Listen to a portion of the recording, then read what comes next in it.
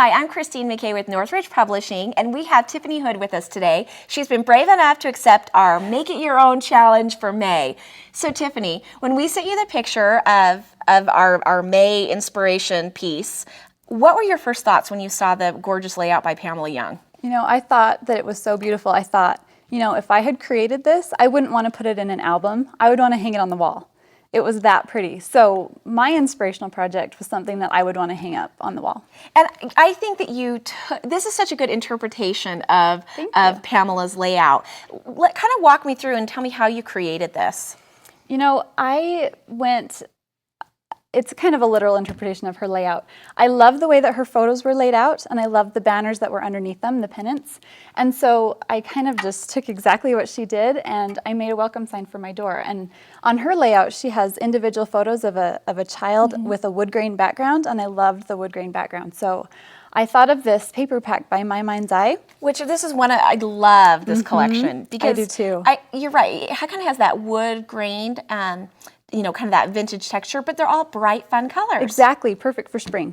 Awesome. Yep. And let me just say, the thing that, you know, you're kind of saying like the literal interpretation, but what I love so much is that it's so different. Like you wouldn't look at the two and think, oh, you know, it's copying. And that's what we love so much about the Make It Your Own challenges. You can use it just for inspiration to take one little piece of it, or do like you did, Tiffany, and really take that main basic layout and use it on a project. So Exactly. lots of different ways. Yeah. So let's kind of walk through and show us how you did this. Well, first of all, one of the things I love is that this pack comes in a 6x6 size, and I just think that these are the coolest thing that scrapbooking has come up with, because sometimes, you know, you love the patterns, but they're just too big for what you're doing.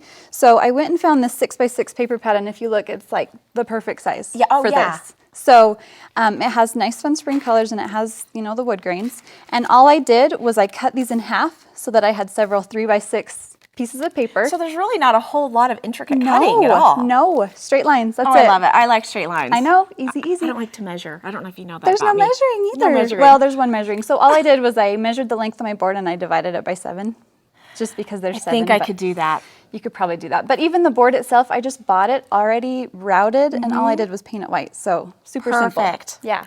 So I just laid out these pieces of paper, and I just cut the bottom, a little notch in the bottom to make it look like a pennant. Laid them all out, and then for the wood grain, there's a piece in here that has, you know, the orange wood grain on it. And these packs come with 2 of each. And so I took 2 6x6 pieces of paper, cut them in half, so I had 4 3x6. Yeah. And just laid them across. Perfect. Easy. Okay, and so then how did you seal this on here? I'm assuming using Mod the good Podge. old-fashioned Mod Podge. Okay. Yeah. What are some of your Mod Podge tips or tricks that you like to do? Well, one thing that I've learned, you know, the first time I did Mod Podge, it was a disaster, and it bubbled, and, you know, the paper tore, and I just thought, why would anyone ever want to do this? It's the most awful medium to work with.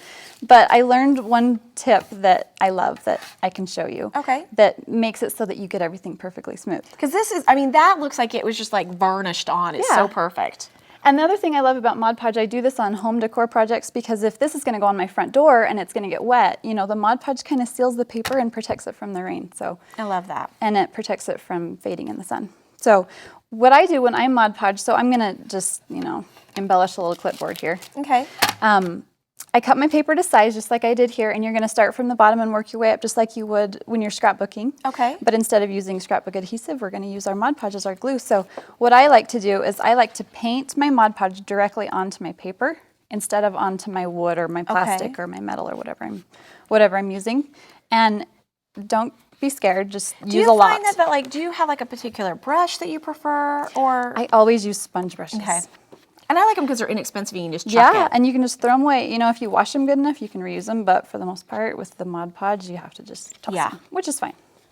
So you're just going to paint the whole piece of paper, and you want to make sure that you get all the way to the edge. Okay. And I think that for me, that's one of the things that I've made a mistake of in the past. Yeah. Is leaving that edge up a little. Because then when it dries, it lifts, and then you're like, oh no. So paint, get the whole thing totally covered. And this could be a really cute project for like the end of the year teacher gift. Exactly. Cute clipboard. Yes. So see, it's, you know, be messy. You don't have to be perfect. Paint the whole thing, make sure you get all the way to the edge and get all the corners. And then you're just going to lay it down where you want it. So the top of this is dry. The bottom of it's all gooey. And then my tip that I'm going to show you is I use a smoothing tool. So this is just a tool that you can get to hang vinyl, or a credit card works great. You know, you don't want to get the glue all over the. I think my husband would probably like that, actually. Then your credit card wouldn't work anymore. Yeah. So don't do that. So all you're going to do is you're going to start in the middle, and you're going to do like a sunburst pattern, and you're going to just press and squeeze outward. Okay. Like this. So what this does is two different things. It gets all the air out, so you don't have air bubbles, but it also gets this perfect level it's laying down so smooth. Oh, and I'm moving it. So if you're paying attention. And it's forgiving. Exactly. So you can actually, if you're making a mess, you can pick it up and slide it. So you're just going to press it from the middle out. And so then for the glue that's kind of going around, you just take like a paper towel or something and just wipe it off? You do, and you know what? It doesn't even matter if you kind of make a mess, because on your actual project, it dries clear.